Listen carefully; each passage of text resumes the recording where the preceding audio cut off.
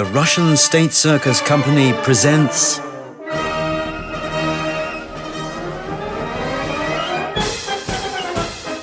a documentary project, Circus as a Social Tool.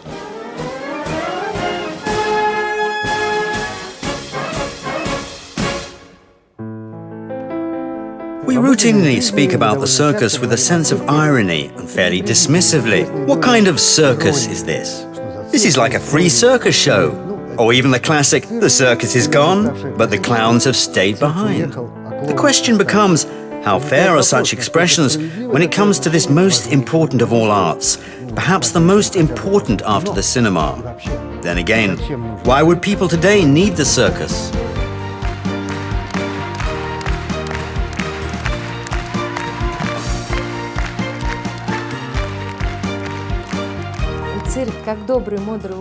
As a social phenomenon, the circus is like a wise and kind teacher who can only teach interesting and good things. The circus is a guide, an educator. Our performers are role models of strength, courage and skill.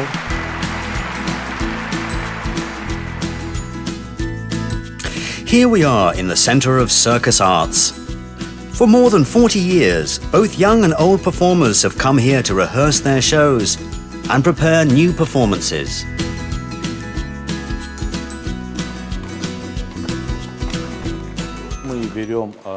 Here we have young people who must invigorate and breathe new life into the Russian State Circus Company, so that we can strike a balance between old masters and new talent. The young people must learn from the veterans, so that they can inherit their skills and learn to adore and understand the circus.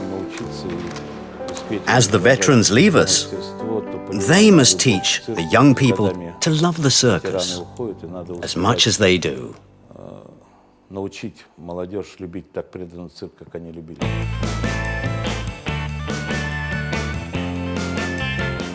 These 9-year-old girls were ordinary schoolgirls just last year. Today they're performers in the Russian State Circus Company, stars of the Icarian Games, a genre that has almost been forgotten. Oleg Marchenko, who oversees this recreation, had wanted to reintroduce it to the Russian circus for a long time. He traveled to many different cities in search of talent until he found Maya, Katya and Ayana.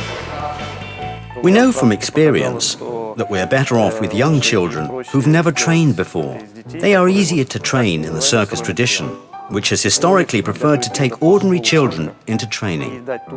In this genre, we've been allowed to hire and train children who are just 7 or 8 years old. The parents are happy that their girls are here. They know that this profession will help keep the girls on the straight and narrow, which is a good thing today. The parents know that they will be getting the right kind of education. The circus helps young people to grow up healthily, beautifully, and with strong willpower. They are the future of Russia. After a year of hard work, the acrobats debuted with a performance called Olympic Games to great success in the arena of the Center of Circus Arts. The girls say that their classmates envy them, and they come to their rehearsals every day after school, knowing full well why they need to do it. We like performing. We like going to different countries. We like making people happy. Yes, we do. Of course, young people like them aren't thinking about retiring just yet. The circus profession, however, is quite hazardous, and so circus performers retire young, often before they turn 40. Yet many of them don't leave the circus art for years, and yet others surrender their spot in the limelight to young people and teach them so that the tradition lives on. And when you see that, you really can't tell who is luckier, the pupils or their mentors. It was my grandfather who first took me to the circus, and he taught me how to juggle. I went to trials in Voronezh. Sergei Ignatov saw me and said that I could juggle like God. He said that he had to do some work with my hands, and then I'd turn into a great juggler. Diana's teacher and trainer is Sergei Ignatov, People's Artist of Russia, a renowned juggler and winner of the prestigious Silver Clown Award at the Monte Carlo Circus Festival. Over this past month, I've taught her to think like I do. I know how to do it all. That is, I think I know. I tell her to extend fingers, lift up her wrist or shoulder. So she is thinking now as if through me, and she's doing very well.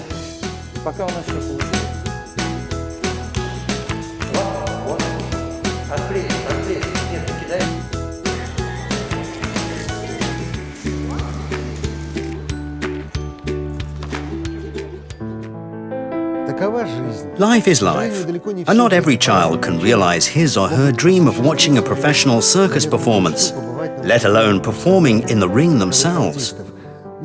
But if someone has a sincere wish, sooner or later this wish just must come true for every child.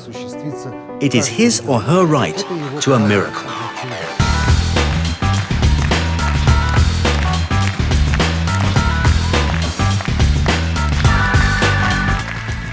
Every month, the Russian State Circus Company gives a charity performance in more than 40 regions in Russia.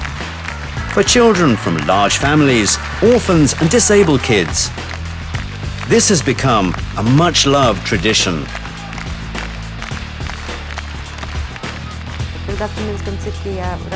When I worked in the Tyumen circus, we did a lot of charity work. I'd buy gifts and presents for the children. That's because I had a large family. I grew up in a village in a big family, so I know that things like this make the children really happy.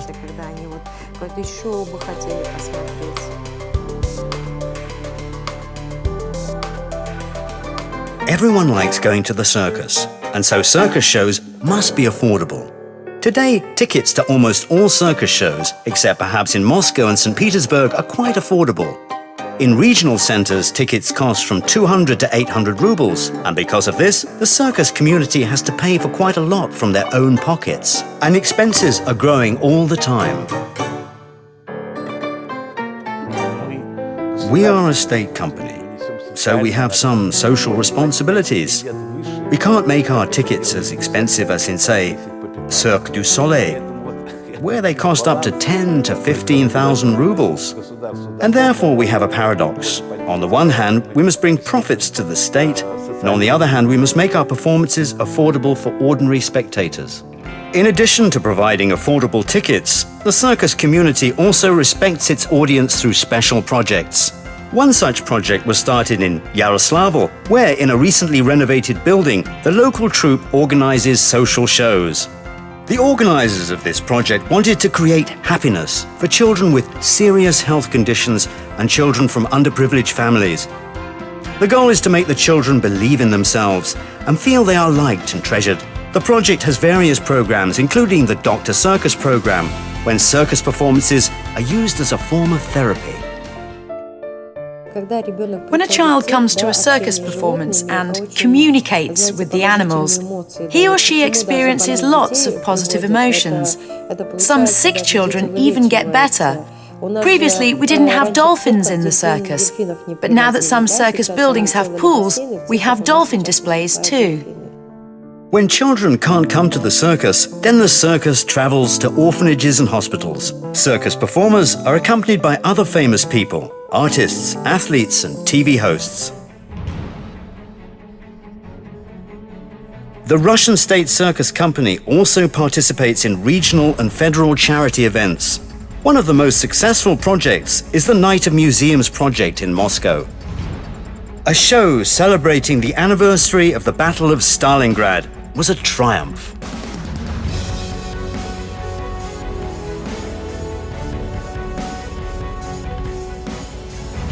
The circus family respects and treasures its senior ranks, its war and work veterans. They are always guests of honor at circus performances.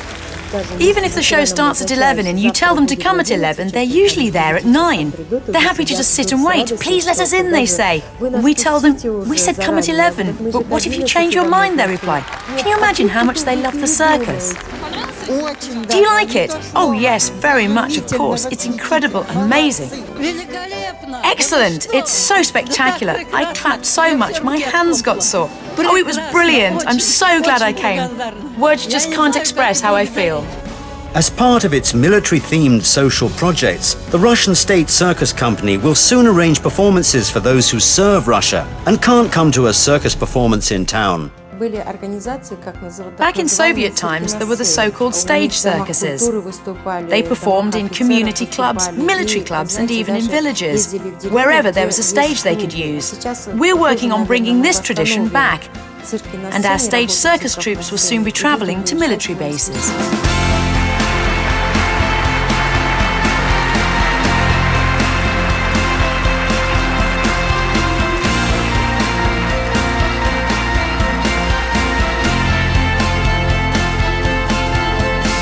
We hope that these socially significant programs will help do away with another silly saying we have in Russia, which goes, those who served in the army would not even laugh in the circus.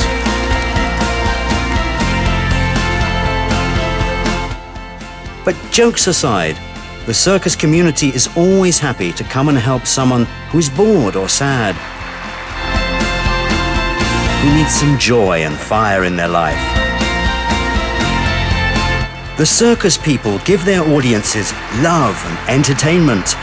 And what do they want in return? Happy smiles and applause.